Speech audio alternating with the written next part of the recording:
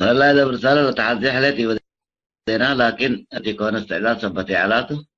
يا جماعة. سنما أسيام بايبر بالذات يعني، وكلكم كمان الباقيين. شكرا. أوكي، أخلي لكم المايك قد ما الضيف يا ملايت، وبعدين إبراهيم بجنن والله. يلا. إبراهيم قل تعالى بركاته. شكرا إكس. السلام عليكم ورحمة الله وبركاته. مرحبا بك قاشعنا إبراهيم كبوشي أسناي دحن مساكا لبيت كوداركا. أولا سمعنا من هديك إبراهيم كبوشي واحد واحد هبني. سمعنا من هديك أستاذنا إبراهيم كبوشي واحد واحد هبني. إبراهيم كبوشي تمام. أهلا وسهلا إبراهيم كبوشي سناي دحن مساكا بيت كوداركا. طبعا إبراهيم كبوشي قدم قاشاي يكون يقول بيت قدم لما عنا، وبالتالي طبعا ممكن يعني تفكر عند عبالة قلة أمرنا قدر، ولكن مباشرة احنا دبا أمسيتنا قلنا إيه دبا ندوتنا ولا ندوتي لا أهمية لنايا مسألة الظروف ولا لا تقيس دبا لظروفنا لا الهليت حق اتفاقية السلام كان نظام نايرتريا لقبقى وكان حكومة السورية لقبقى اتفاقيات اللي إلا اتفاقية السلام حقوق يمكن بزح تفاصيل رأينا اتفاقيات تجارية اتفاقيات وإلى آخره، وقدمها كمان مثل الدول بعد قبل على ولله اللي طبعا هناك نظامنا إريتريا كحكومة نعترف بنا كشعب إريتريا، ولكن مصر لو بدوا اتفاقيات قبل كم حكومات ندور أوتو لا كم نظام وكم حكومات تلا طيب هتدور قيس اللي لو وديو له لا اتفاقيات اقتصادية لقبا اتفاقيات أمنية لقبا مسيره مقل لقبات ودي بشعب إريتريا إيجابياته ميت وسلبياته ميت. اللي لخصص موضوع ديبو قلنا ناقشته مثل أستاذنا إبراهيم كبوشي، ومن زمن طبعا عصر 7 دقيقة بلعناه، وإن شاء الله كمان ربنا يعودك عليه من نام زمن أخيرا منيه اللي ودوا بالتالي. فهنا إبراهيم كبوشي تفضل الميكروفون صبت مباشرة لبل يا جماعة كبوت إبراهيم كبوشي بل هلا قلنا عدد من فيوريتات يتبخلوني.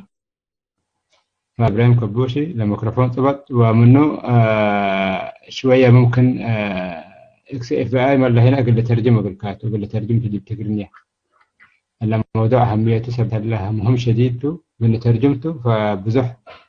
فرصتها بو اللي يبدأ منه الهدية فتو كمان يعني ده كتبته، ولكن أسرك قل ترجمته من نحو خلصها يا جماعة ممكن استفسار دي بند أتينا أسئلة دي بقى لموضوع لخصص، ومنه كمان مداخلات كمان قلنا تكبته. تفضل أستاذ إبراهيم كبوشي وجاهد سنح اكس اف بي اي. تفضل. مساء أولا حقيقة أنا سعيد بحضوري ومشاركتي في هذا البرنامج اللي انتظرناه طويلا، وبدأ بجهود الشباب في البث الإذاعي عشان يقدم صورة واضحة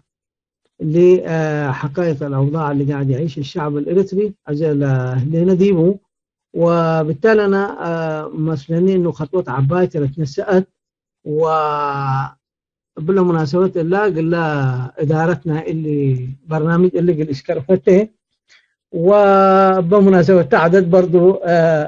فكرة قلها بكم نحن نسرب يعني أنا دي برمنغهام دي بريطانيا أنا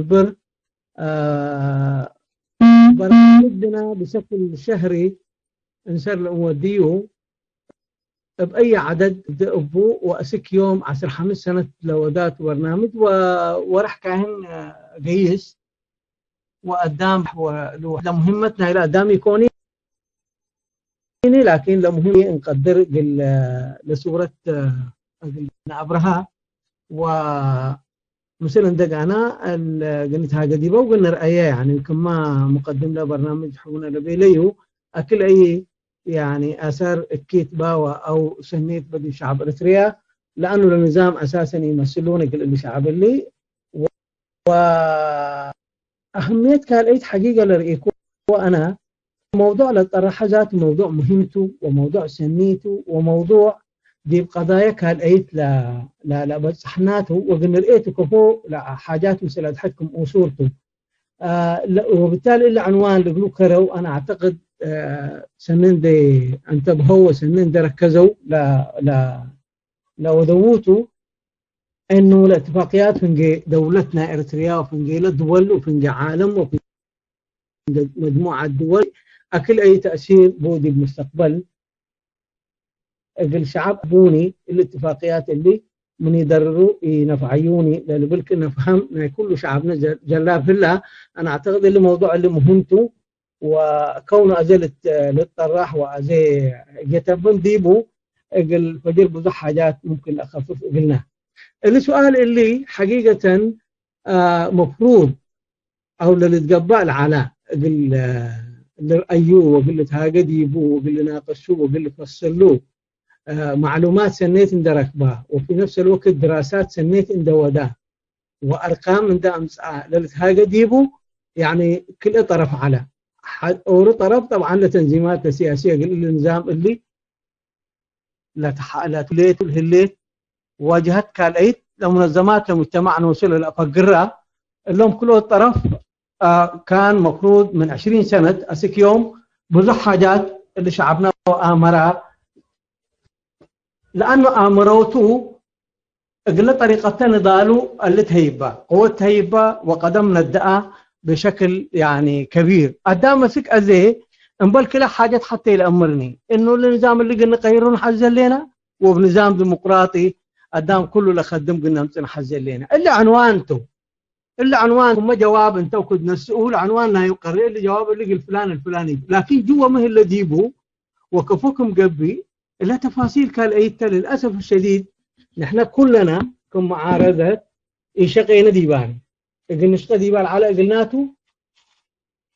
وإلا سؤال اللي كونه كنا للطرح لا رأي أكل أي يتكتباني ويتبهلاني ويتسمعاني فنجيلا مجتمع من خلال منظمات نايو سياسية تقبأ ولا مدنية. فأنا مستني السؤال اللي مبلا أبرهوتنا إلى جوانب لمعلوماتية واضحة جوانب كالي ديبا فتح قلنا قلت نبهنا وقل قلني ديبا زيادة قل من إلا وقدم لأطراف لمسؤولية كتبة تجاه اللي شعب اللي زيادة قد انتبه ووسائلنا هي قد تغير وأساليب نضال بالمناسبة يعني بندقيات عندنا سكا لا تغيره بس يكونيني انت تغير قل ما تغير هليك قد تأمر بك وميتو لا تعمل حكاه لقد تأمر بك وميتو الهلا كمان بالمعلومات الدقيقة قل هلا قل بو أنا إذا بزحم دقيقة قل ترجمت يمكن اللي من قبل من اللي كان يبقى كان كاليد قلنا انتقل قلنا قلنا له ترجم لا اللي كان اللي قل ترجم فعلى ميكروفون بالعبوته. اوكي شكرا ان شاء الله عليكم سلكم سمع لكم انا ايوه لك حاجه ولا انت ممكن انا لا عنده سامرايز عنده يقدر ترجمه قدر من تعزه دي بقى موضوع وكمان من حدا كمان قبل كمان لما دخلت له وديكا وقلت انا مش يعني لا انا قلت كل محاضرة عندنا نتاجي بحر الترجمة كلها أفضل. أوكي أنا كم سنة كتبت أوكي. خلاص أنا مستوى لك قدر أوكي أنا سامرات قليديته مش كاتب أنا. أوكي مرحبا.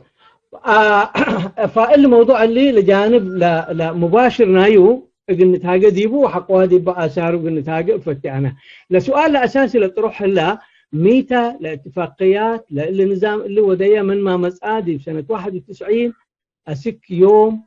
28 سنة تقريبا واده لا ميتا آثاره السلبية والإيجابية دي مجتمع أريتريا اللي تلا سؤال لما تروح له مباشرة وبالتالي الجواب كلا قبل الإنسان أولا جواب مباشر اللي في حدود ما نملك من معلومات ولا كالي إنه مجني ذبنا سنة إندي التاكمنا وسنة إندي اللي تركيز إندي ودينا حكم مزيد من قضايا اللي مجتمع اللي كم انطرحها بشكل سندي للجماهير اللي كمان فرع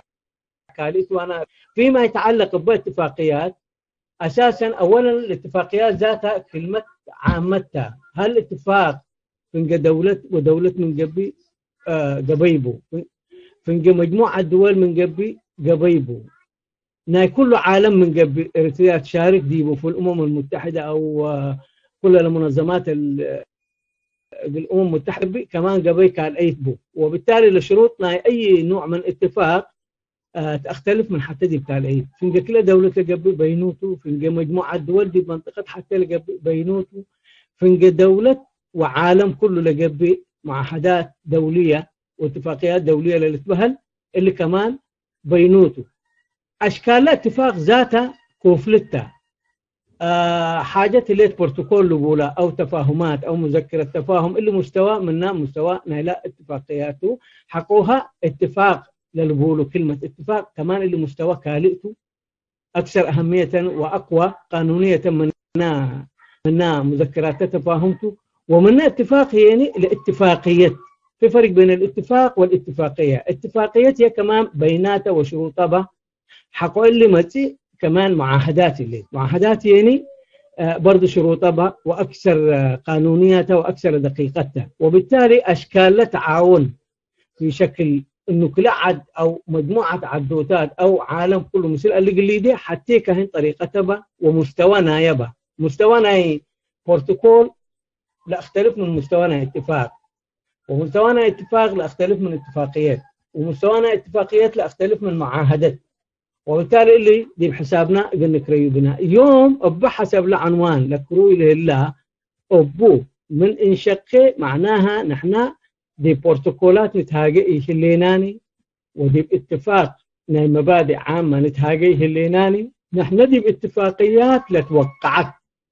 سياسية تقبأ، اقتصادية تقبأ، ثقافية تقبأ،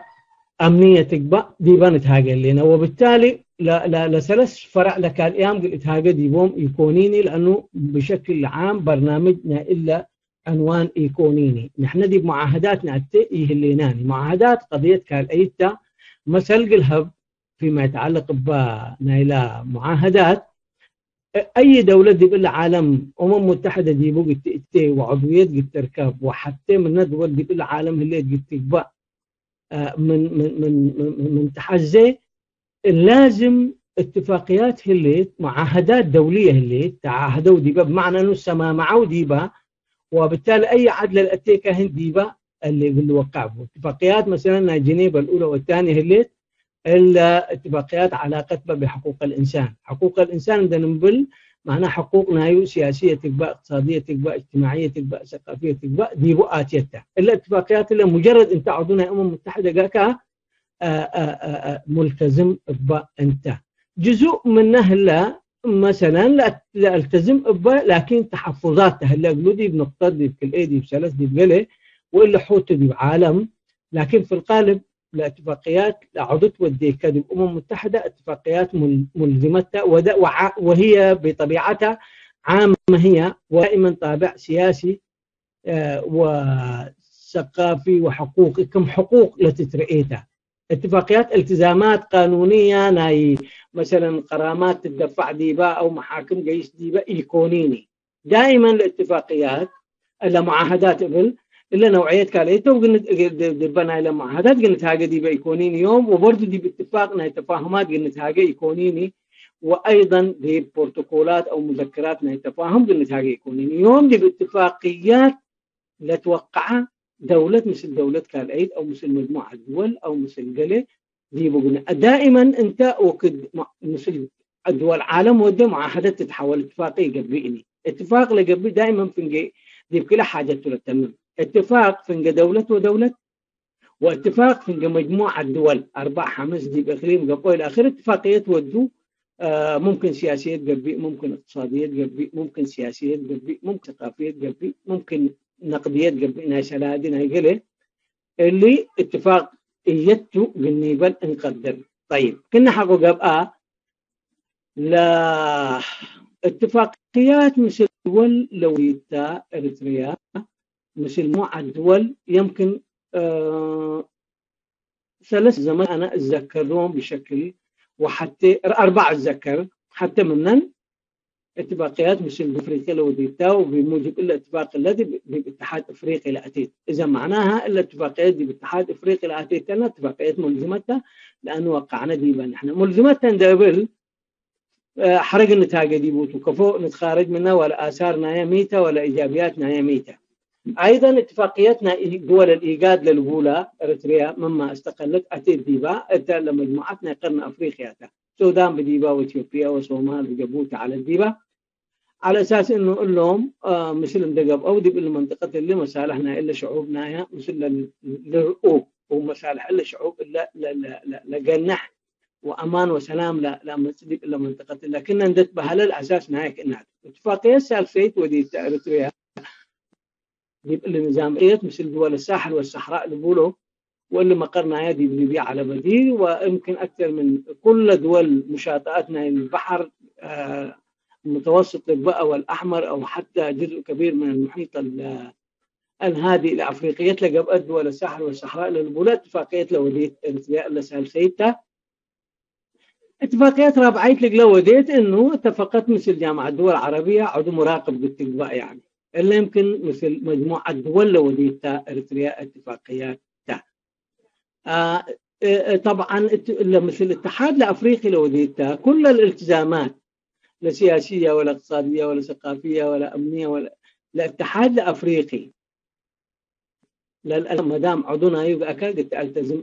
بك ودائما إلا عامتها شروط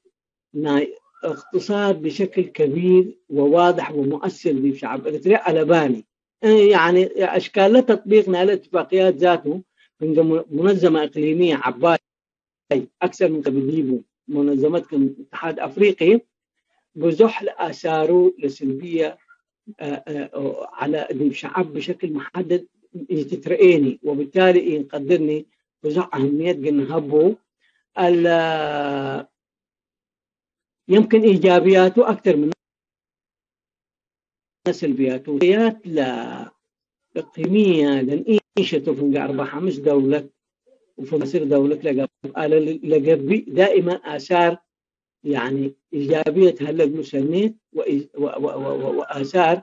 يمكن أكيد هلقلو ولا ممكن نتهاجد بقى نقدر دي الاتجاه اللي مثل اتفاقات مثل 3-4 دولات لقبي ديبو من نتهاجي نحن مرات دي الاتفاقيات كأنها لتمثل دي بمشكلات عباية تأتينا مرات دي بحروف تأتينا دي بعدوتات يمكن لشعبنا مصلحات مباشرة يقلبوا ديباني لكن إلا 5 دولة مثل دقائق سبت اتفاقية ديبا يقول له داياها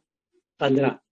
مثلا تدخلنا إلا دول إلا كلها تحد ندسق دي بسومال بالتنفيس وبسببنا تأمين سلامتنا شعب سومال اندبيلت ممكن آثار سلبية تحصل قلنا نحن كمجتمع عد كاهن بينوا للإياء مشكلته يعني نحن كأريتريين أكل أيكم خدمنا وأكل أيكم ضررنا إلا اتفاقية الله قلت تترقى وقلت تتعالج وقل اللي نحن طبعا حق بنا اللي قلنا هدايا برضو اتفاقيتنا مثل ساحل وصحراء قلت تترقى بها لأنه ممكن آثار سلبية هلا إقلام ضد طرف أوروبي وبالتالي طرف لكالي ممكن قوة دولية تمسك الأيد ضد قبي وبالتالي الآثار السلبية يقول لدول اللي تقبي بتصحنا ومن انسر دائما تترقى بها اللي مثل مجموعة محدودة مثل دول لتودي اتفاقيات دولة مثل مجموعة دول وتلا حالة إلا دينا إريتريا دي بنتها قلينا لا شيء الرئيسي إنه اتفاقياتنا دولة إريتريا مثل دولة كالأيت لتوديها اللي آثاره السلبيات والإيجابيات ميتها قلنا إلا قلنا نتفلوا بنا هلا اتفاق دولة مثل دولة وديو لأسباب أمنية وأسباب اقتصادية وأسباب سياسية وأسباب ثقافية اللي قلت بينه وهلا اتفاق مع دولة مثل شركات لتوديو اللي كمان أيت سلبية ودائما اللي طابعوا اقتصادي قبي وقلنا تهاجد يبوتوا وقضيتنا إريتريا كم عدنا ديبا عندي ركزنا دي بشكل عام قلنا تاجين قدرنا نا إريتريا من الإيه ديبا اتفاقيات لقلوا بالكحل وصحراء لقباء ولا نا إيجاد لقباء ولا نا اللي نا جامعة الدول العربية وهي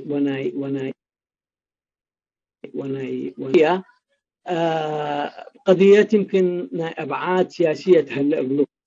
وبالتالي كإريتريين رأينا سآني نقبأ بنا ولا مثلا عضوية كاملة قلنا هلا بنا أو ذاته قلنا ابتدي بوئي على بناني نا جامعة الدول العربية من الإيه قرارنا شعب إريتريا لتنسأدي بوئي كونيني وبالتالي اللي كفوكم لتعالج قلنا تاقدي بمقدر نا منظمة وحدة أفريقية لا إلا منظمات إلا يعني ارتباطات عبايبة مثل الأمم المتحدة جزء عبيلة من مهامنا الأمم المتحدة منظمات إقليمية تنسقوا وبالتالي في الغالب لآثارنا تواجدنا دولة إريتريا في الاتحاد الأفريقي كم مهمته وكم أساسي لأنه طابعنا جغرافيتنا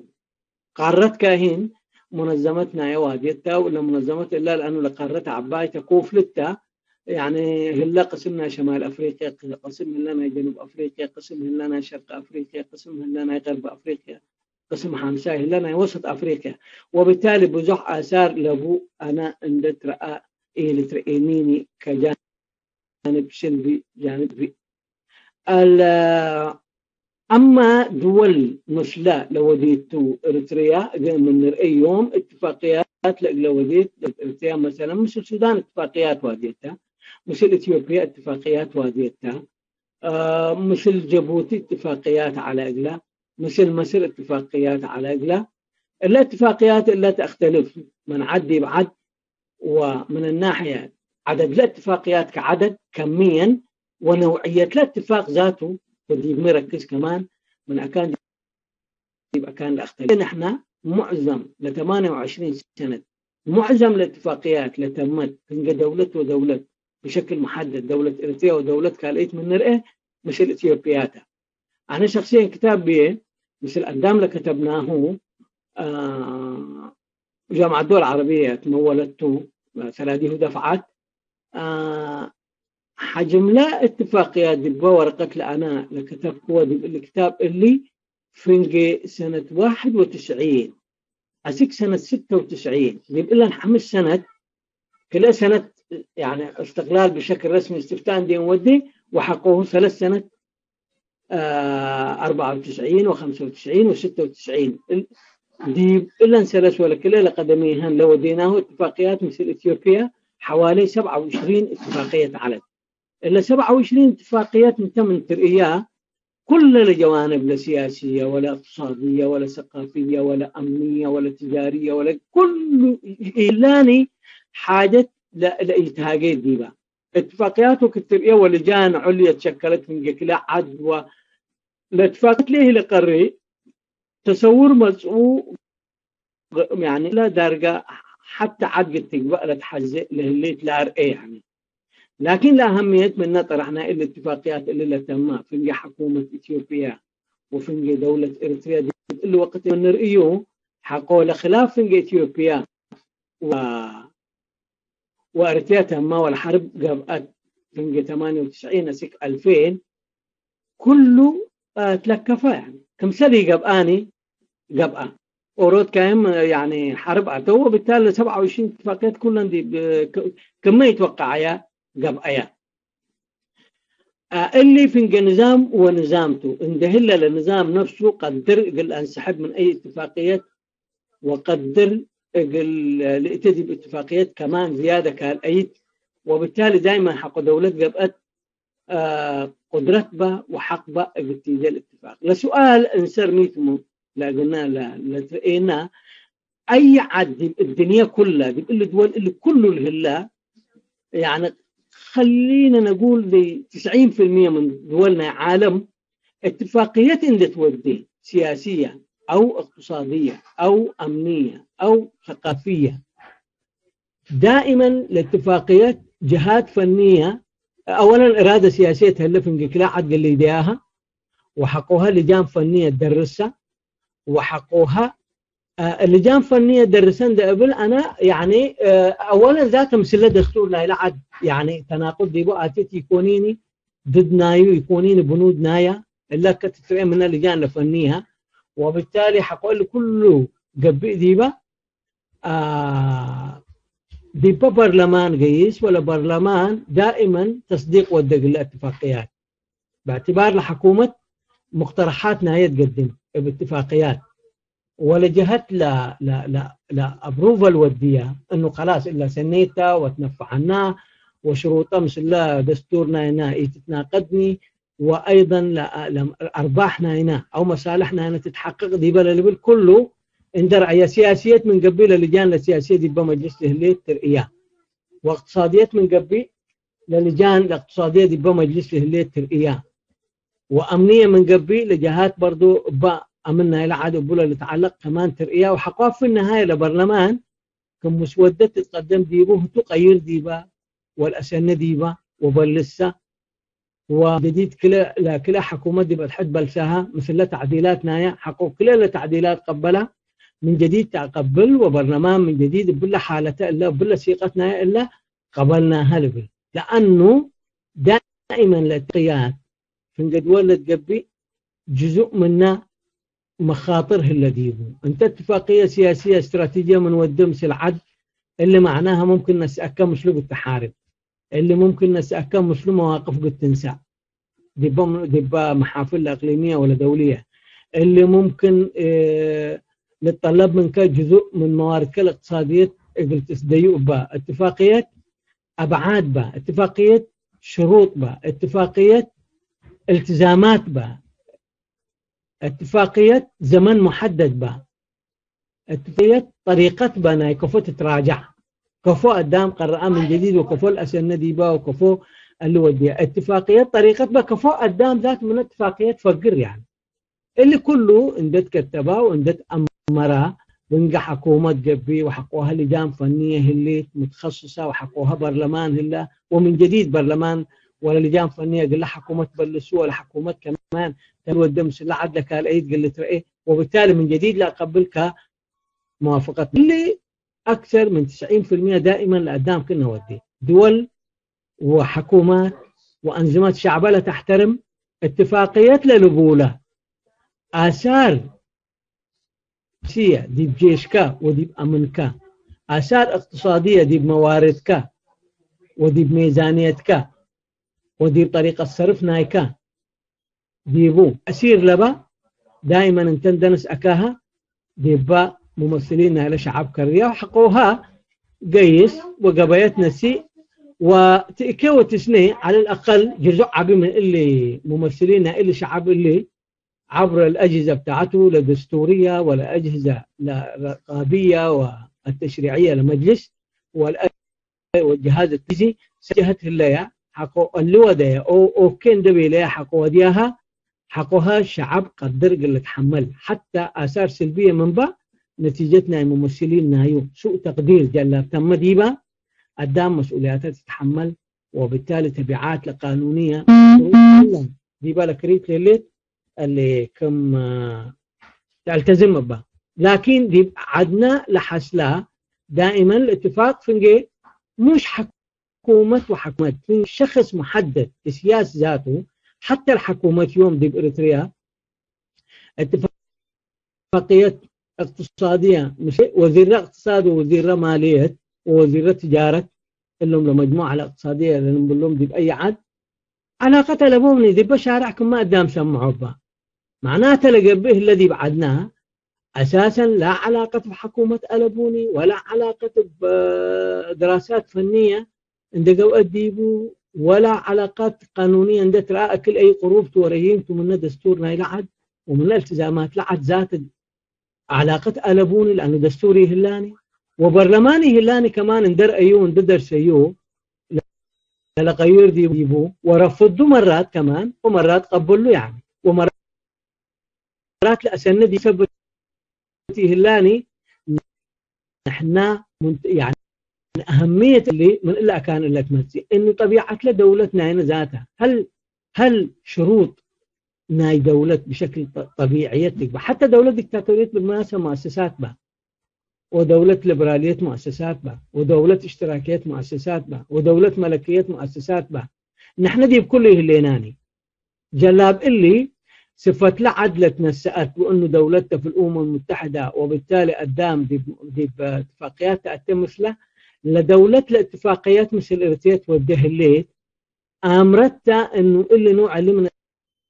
الاتفاقيات طبيعتوتك أمرتها، وبالتالي ريسك عبتنا سئلت مخاطرة عبايتنا سئلت دي باتفاق مجبورة من يتجبئني دائما دول مثل دول كاليت اتفاق دي بندت أتي لبروسس لتمام دي كل العد اللي متماثل قال لك بابو ضمانات قلت هلي استمراريات قلت هلي. ولذلك انا مثلني اريتريا واحده من اسباب الاتفاقيات مثل بزح عدوتا عبيد وعلاقه التنميه تبول الى التوديع حتى منه الاتا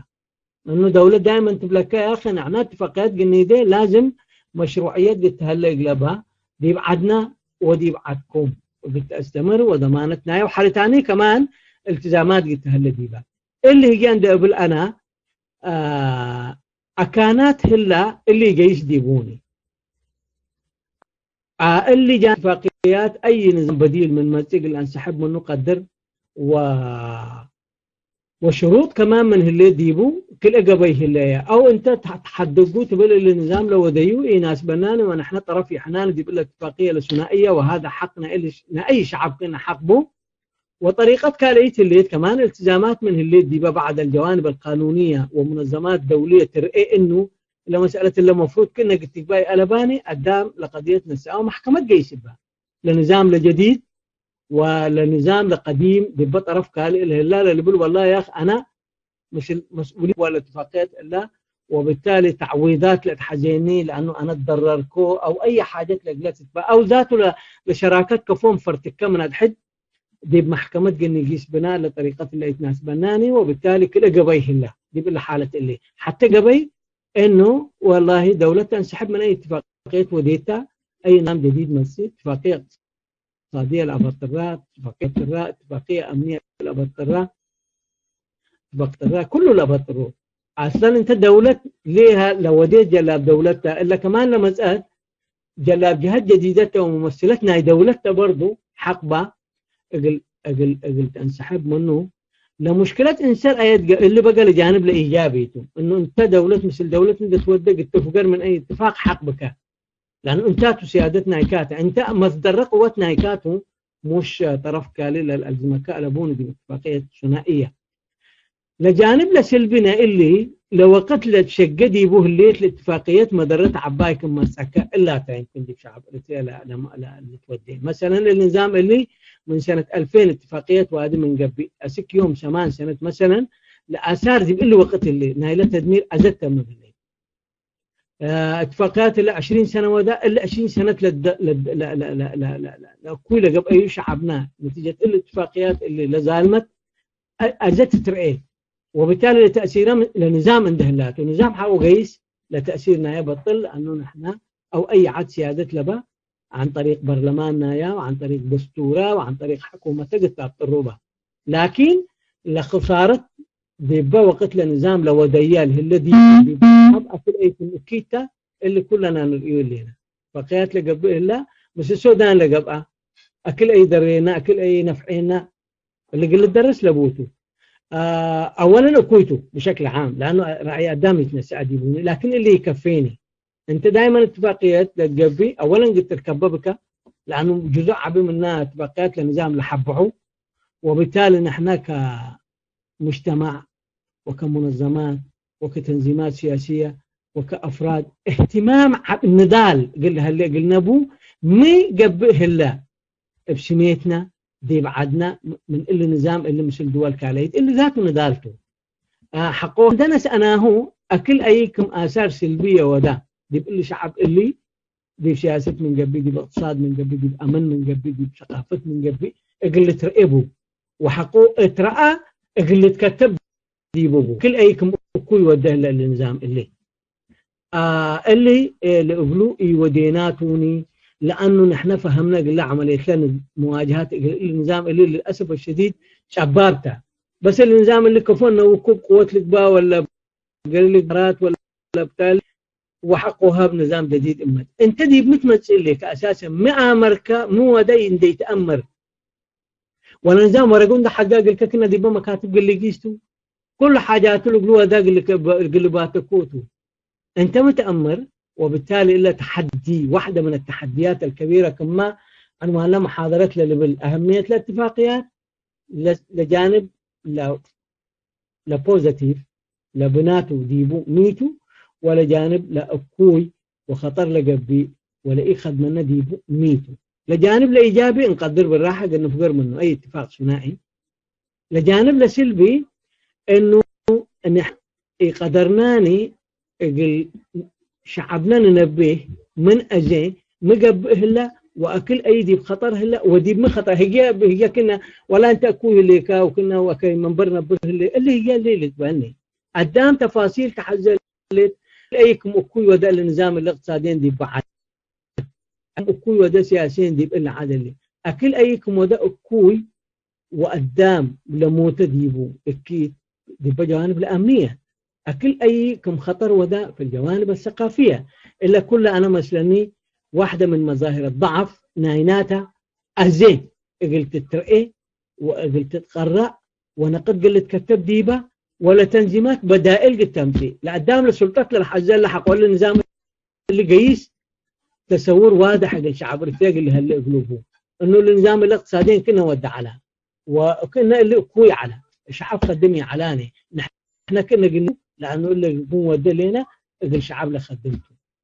سياسيا كنا ودع على نحن كنا قلنا يديته لانه قلت له وديو على سلبياته دي بشعب كنا علت ونحن اللي نوديو فجر كناتو واللي ابيته قلنا عدل انت بقى انسر لشارع قدر قلت فعال مثل لانه معلومات دقيقه تجيبوا لك انت السراق كتبوا له بايته للسراقات اكل اي حجم نايم واكل اي قلت رفع سريته اللي تاثير اللي كله شغل عبي ناي هوم وورك ناي معارضه سياسيه مدنيه تبقى كله مسلم دريناه اللي قلني ديو لا اتفاقيات لك الايت ولا خطر لعبيد دائما انه دولة اريتريا مثل شركات لوديتو اللي خطر عبيد لانه جزء عبيد منها مواردنا الى عد قيس لا او خاصة اذا نحن من الاناي ذهب لا اتفاقياتنا الى ذهب لتمت مثل شركات كندية تحديدا قدام لبل كمان صينية هليت وقدام لبل استراليا اللي لك بشكل واضح ومؤكد يوم للكتب دي يقول الله انه شركات صينيه مواقع اكثر من 4 كان موارد لحجم نايا نايل ريسورس اللي دي بقى اسك ازلت رأى فنجي 3 إلى 4 مليار دولار ذهب فقر او قد اللي ترى وفقره الله من اريتريا الاتفاقيات اللي لحكومات لو وديت مثل شركات اكل اي نحن يعني الاتفاقيات اللي سنيت على قلنا هنا امرني ما قل كم سنه قبلت الاتفاقيات اللي مثل شركات اللي هنا امرني كفو مفقر من الا شركات اللي في حاله اي خلافات اللي مثل نظام لهلا ازي طبعا هنا امرني وبالتالي أنا مثلا تضرر عبيد تم بالذات في الموارد وخاصة بجانب نايلة ذهب شركات الليت اتفاقيات وديت مثلها أموالنا اللي شعب اللي قيست أسك أزين أمرني من مثل من ودا ودي ما اتفقوا ودي بأي كمية قل نسؤوا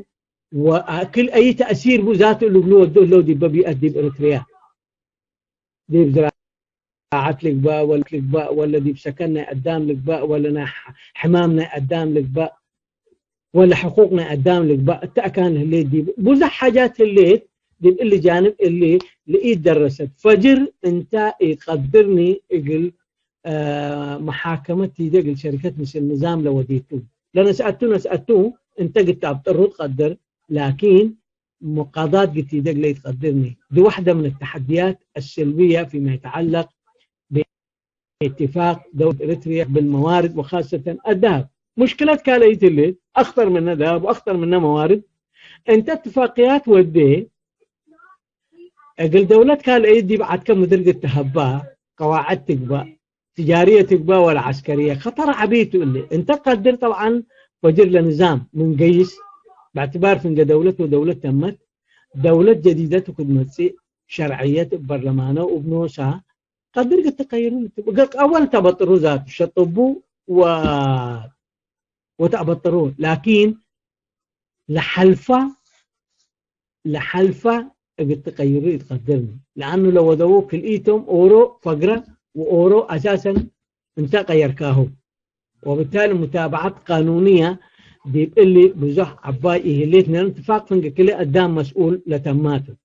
لكن نحن مخاطر عباي هليت أذب بنرئيو لنا دي بشواطئ ناي بحر نا إريتريا دي بموارد نا إريتريا الاتفاقيات اللي قبئه الله عيبوه أنه النظام اللي دي بديه سلادي ما عادية تتركب هليت وبالتالي قدرته دي بمواجهة اللي شعب اللي والقيام بأذيته والحد من حركته عباي قبئ اللي بالتالي أنا مثلا أهمية الاتفاقيات لو دينا نظام وخطر ديبنا أزل نظام اندهلاته لخطرنا يا ديبنا لأنه سلادي دي بديه وليت يتأمرتني كمتا من أيام أسألتا أيه الليت مو وده بهلا نظام بالتأكيد دد اللي شعب اللي وده له داخل لك بقى ودي بخارج لك بقى وبالتالي يعني موارد غير عادية في حالة هدر تام آثار سلبية الحريق بقى لأنه موارد اللي طوال اللي عليك وممكن تنتهي يعني مواردنا يعني 7 8 9 10 مليار ناي ذهب من بكدي بعد كدي وقتنا إلا النظام اللي منبدئ ما جريمة كبيرة هي لا تأثيرات لا توديو لاتفاقيات قل موانئ وقل قواعد لا تتهيب اللي على الأقل أمور منا أزق الإمارات لا تهيبها أبايا تهيبها وقل متهيبها وأبكم تهيبها وقل مدولته وأكل أي خدمنا أولا قلنا كما بيلكوا أنا أولا يعني دائما أكرر لأنه مخاوف اللي من الإريتريين وهذا من حقهم إنه أكل أي نحن ممكن نتسابط أمس النادي بالمستقبل دي بالاتفاقات اللي قاعدة تبال ألبون يوم ما النظام غيروه ممكن كله تعلقوا أي حاجة هذا بزح عدوتات لوديوت يعني لكن لا آثار أزل وديو يعني دي بزح صراعات دي بمنطقة أتدي بقى ممكن نتضرر منها عمالنا اللي تضرروا منها إمكانية ناي بناء دي اللي سواحل اللي بطريقة لحنا نحزيئين قدرنا قني دي مواردنا هنا ذاته حنتلا كان اللي تسبت له الليت أكل أي قلنا تابعان قدر اللي سؤال عبيته لخطر لعبي مش لنظام كنا ودي له لخطر لعبي أنا في تقديري الشخصي اللي يندرج فيه تحت فكرة التحديات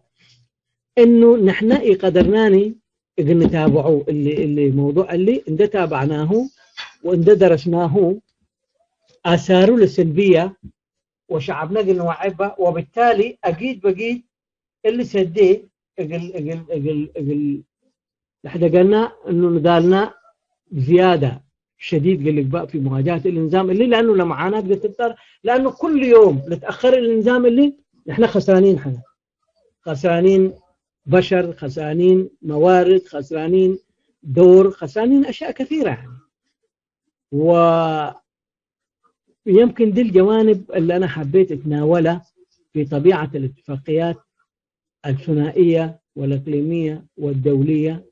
والجزء اللي يتعلق بالمخاطر بتاعت الفرص والتحديات اللي تتعلق بها وإلى أي درجة المسؤولية تقع على القوة اللي قاعد تواجه هذا النظام مواجهته مش بالمناسبة بحجم الأطروحات الموجودة في السياسية ولا في برامج القوى المدنية لا أنت يجب أن تدرس تاريخ هذا الشعب تدرس اقتصاد هذا البلد تدرس السياسات الأمنية اللي تخدم مصالح هذا المجتمع بشكل استراتيجي بأي اتجاه قد تقيس بها قد تدرس بها وبالتالي الأقدام لبديل لما تصير لا تصور متكامل قل مساء ما بزح الدوتات أزين رئيون احنا والله نظام جيش وعقوات ثورة مسيح ونظام نتغيره ونظام جديد مسيح حتى يتغيران، لأنه أساسا كل الجهود مورك لقلنا نقنص أبوع على قلنا أزئي ودينا هون يعني أنت بجل وتصور اقتصادي الأفكاني حجم له دمار اقتصادي دي بعد لتمام معلومات الأفكاني حجم التأثير الأمني السيء لقب أدي إلا منطقة الله على شعبك وعلى منطقتك إيه الأفكاني استراتيجية أمنية، استراتيجية اقتصادية، استراتيجية سياسية، استراتيجية يعني ثقافية، اللي كله لمعارضة بالمناسبة يشقي ديبوني ولا معارضة قبل أنا تنظيمات سياسية يقولني تنظيمات سياسية ما من ما تماما اللي المجتمع اللي ما اللي المجتمع اللي أساسا لمنظمات لمدنية نايو من تتحرك وشغل أبو من قنص أثر إيجابي ووددي بتنظيمات سياسية يقول لك قد تتغير وقدم قد تجيس حالة التخلف والبطء في معرفة كيفية المواجهة لنظام في الدولة الوطنية نحن أي تراث أو أي ميراث لبنان يعني لسه على طريقة لبا استعمارنا إثيوبيا لبا مواجهة لنا عايزين نواجه النظام هذا أدوات قديمة انتهت نظام هذا نظام بيمارس أدوار ثانية على مدى 30 قرابة 30 سنة بيلعب دور اقتصادي بيلعب دور أمني بيلعب دور ثقافي قاعد يلعبوا مع مين وقاعد يلعبوا لمصلحة مين وقاعد يلعبوا بأي ثمن وقاعد يلعبوا بأي حجم بتاع خسارة دي كلها قضايا يجب أن تدرس هو ده النضال هو ده يعني النضال هو أن تكون أنت عارف اللي قاعد يحصل في بلدك إيه معلوماتيا وتعرف تحلل هذه المعلومات وتعرف تستخرج منها حجم المضرة وتعرف أيضا أن تضع في بعد استراتيجية في مواجهته أنت تواجه نظام برؤية متكاملة أما تواجههم بس من أجل إسقاطه والإتيان ببديل حتى لو قلنا في أفضل الحالات إنه آرائنا شعب باعتبار لكرم من قبل ما حق ميراث وخلفيات ومعلومات واستراتيجيات واضحة بدير اندوديا ليلة التبا يقدرني حقواتاء اللي قل لي ده نحن لو وديو لنا أنا أعتقد وقفة عبايل أتحزي من كل منظمات النظام اللي كم أكويتو وكم خطرتو وكم مدمرتو لترئي لهم وركنايا ديبو قد تركز به قد تشغبها وشغل يتممني بالمعلومات وشغل يتممني بالمعرفة وشغل يتممني بالتحليل وشغل يتممني بالطرحنا بديل البديل مش هو الاتيان بنظام ديمقراطي مش عارف ايه وفيه الحريات ده كلام انشاء ده كلام زي ما قلت في بداية الندوة عنوان الكلام وين الديتيلز التفاصيل نحن لا نعلم حجم مهاجرين أو المبعدين أو المشردين في داخل إريتريا والخرجوا من خارج إريتريا سنويا إلى دول الجوار وإلى معلومات يعني مين تلا دام اللي أكل أي يعني جهود صرف ديبو أكل أي قدراته محدودة ميت تأثيره هل نوعية دي من المنتج دي من البشر أكل أي تأثير بو هل قدر قل أقبل عدو هل قدر بشكل إيجابي قلت له دور عبدي بعدو اللي كله أنت معناها أجوبة كده عندك سيكا دي بقهوة ولا دي بقى اللي كنا لقب إيكونيمي لا تدرس بأرقام ولا تدرس بتصنيفنا أعمار ولا تدرس بتصنيفنا إمكانيات ولا تدرس بأماكننا تواجدنا وحقوها نتائج تفضل أكل أيكم قل أثرتوا إيجابيا أو حتى يعني سلبيا اللي يمكن لجانب اللي لفت انتباهي في عنوان ومحاضرة اليوم وأنا دائما أحب أنبه ودي فرصة كويسة هي إنه اللي عمل إبلا قنز دائما منظمات مدنية تؤسس لمراكز بحوث مراكز بحوث ومعلومات مراكز بحوث ومعلومات بدون مراكز بحوث ومعلومات سواء كان للسياسية أو للقوى المدنية إيه نقدرني استراتيجية البقى النفقر إيه مش استراتيجية البقى النفقر إيه نقدرني عشان نحدد حجم الخطر اللي قام به النظام ده على شعبنا على مدى قرابه 30 قرن يعني. معلومات ساكت هي انا اللي لك باتو، لكن معلومات اندمتكها اند درسكها اند حللكها اند رتبكها حوها يقول شعبك حقه الكريه اللي قدر اللي امر الشعب اللي قدر اللي وبالتالي قدر اللي تفعل مثلك لانه انت شغال ليك وترئه ليك وبشكل ارقام تهيب ليك. اذا معناتها امكانيه ناي انه الشعب اللي كفوش هارجي بعمليه تغيير بسرعه وكلها عملنا تاخرون احنا اكل ايكم خطرتوا جبناه للرئي اللي منون ده انطلقنا. انا اعتقد انه الموضوع مهم ويثير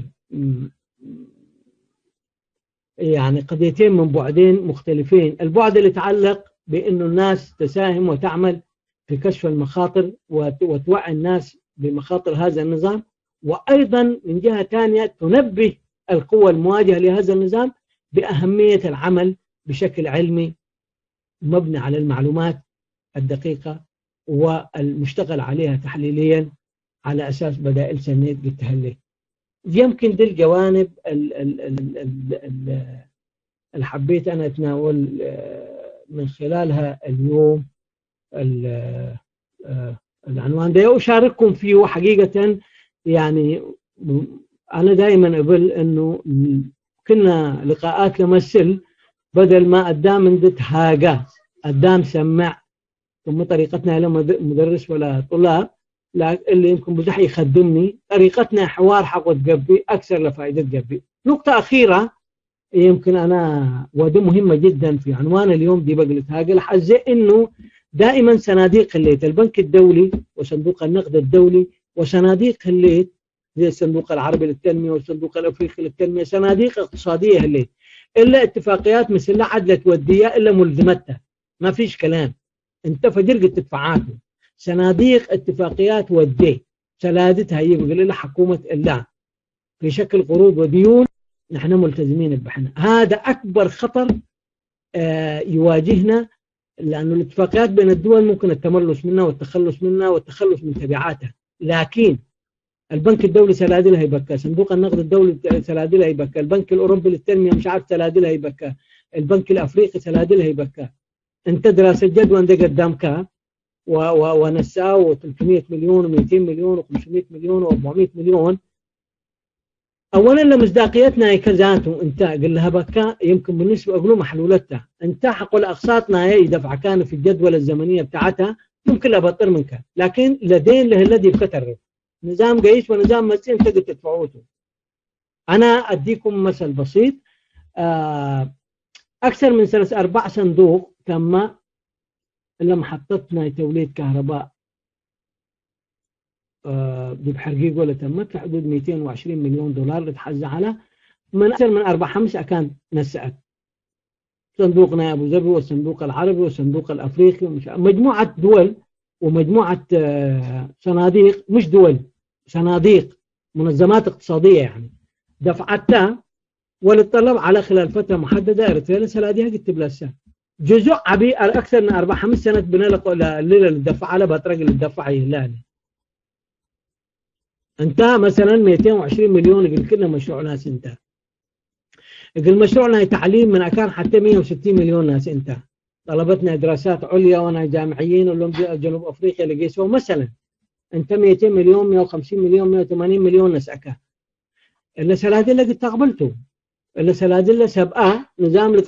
تغيري يخصصون وملزم انت بالقانون الدولي ان سلادله قد تبلسه. لذلك جزءه اللي يمكن ينتبهكم بوني المؤسسات الماليه من بنوك وصناديق دوليه واقليميه الا ملزمين احنا كشعب اريتريا. ولذلك واحده من الاشياء اللي ممكن خدمت الاريتريين في هذا الجانب انه لنظام بزح قدام لإيل امروا لحزه انه اكثر من 8 سنوات بقروض لتهيبي لاني لانه امروا قدرته بالستكم ضعيفته، لكن لتهيبه ملزمين بحنا نتاخر ولا نتقدم وممكن ظروف سياسيه تهلي اعفاءات تمم ممكن نظام جديد مسيء ولا صناديق الا ترتيبات كان اي تودي تخفض دي بارباحنا يا قال ملي. لكن في الاصل واحدة من الأشياء السلبية للأسف الشديد إنه النظام اللي من كثرة ما تسلفها درجات بصحى إنه أداء المؤسسات انتهز دين، وكنت حزي بالذات اللي حونا غرب للو لرؤوك يعني لا ملفنا كان مالي للرؤوك. إذا كان أنت ديون بزحبك ودافعين تان لبنكي قدم يقلبك يعني لك يا خنيه بكان أنت مشاكل بكا ودبقى كان ناس أنت وبالسين تاني لنظام اللي حالة اللي بصحى ولا زين. وبالتالي نحن أكبر مشكلة تواجهنا اللي فجر إنه لديون لجلنس أولا كل أي خدمة تقول شعبنا أي جيشتين أمر ولا حاجات اللي يقولوا وديت هل تحزع على من الأشياء الكبيرة لقدام دي بعدنا لي إلى أمرها مسي أنت بارنتون دت مسي أو جندا عندك مسي أو قال مستشفى الإيه يمكن لريمو يمكن 500 متر 600 متر يقبل حاجة مهولة يعني وأبنية الإيه اللي سببه ميتوا. أولا نحن ذاته اللي هلا تحزينا دي بقى كانت عدد سكانها 100,000 اللي يقبوني. أنت مستشفى تخصصي عبين دو ديكا أجهزتي قلبوني وأطبائي قلبوني إلا دراستي إلا قل قدومها توم كأنها لأنه لبنوك الدولية ولا صناديق حاجات محددة هلا بيبو ممكن سلادتها هيب. انت قل تعليم تقول لهم لا هيبوكا، انت قل صحة تقول لهم لا هيبوكا. إذا بقى عند الهيبوكا انت ممكن يعني دراسة وده والله يا أخي أنا 3 مليون حزل ليكو أو 4-5 مليون حزل ليكو 4-5 يعني وحدات صحية أنا عايش بالإيدي لا هيبوكا. والبلوكا يا أخي نحن لها بناكل إنه المشروع اللي بلوكا قدامك حجمه الليتو لحكومتنا عسابتنا السياس تثبت سلادي بس حتى حزليت متودي مشروع قديف نسي وتقول لهم يا أخي نحن مستشفى عبيق النديت دي بقى كان فلان و 50 مليون لا تحزيله بل وبالتالي دفعوها 50 مليون لبولهم أكل اللي عبيق النديت وكنا النديت ومش عارف وحرنا سلادة حقا نسقوها لخريطة ودوه ولا مباني ودوه ومسوه صوروه اللي تات وجزء عبي من سلادي دي بقى كانت كالأيت لقيستو. واحدة من التحديات اللي جزء عبي من أموال لتنساب سميتريا في قطاع الصحة خاصة والتعليم دي بإي أكانكم جيشة قن آمر بنا ولا ديون إلاكم ملتزمين إبحنا قن آمر بنا وده خطر كبير يجب أن نشرحه لشعبنا. الدعم هذا جيش دي بقندع يمكن 10% من مساحة قندع مستشفى الذي بقندع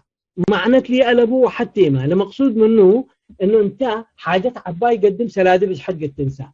ولا سلادنا سأكا على حاجة وديها ومن دوا فاديتها وأنت سلادك يا سلاحة الزابع أبويا كمان لتكافولو يا إما لقلقي شيء اللي تأمرني يعني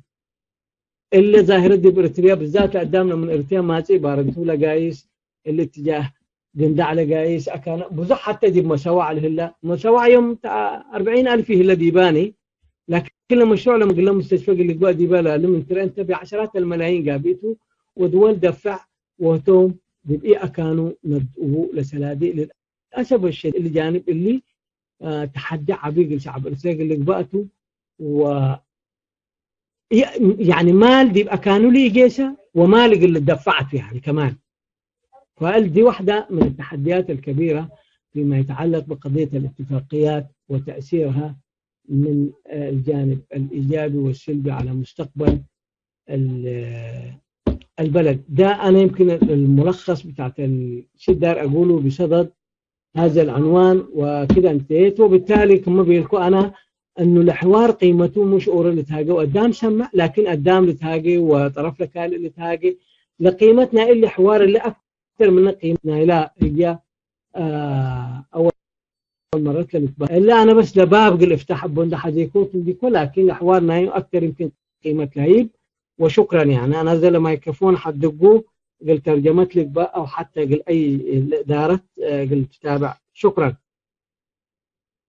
اوكي شكرا سمع لك انا. ايوه انا سم. اوكي طيب انت من مايك من تحدث سنيته لان كان يظهر الصوت واضح. اولا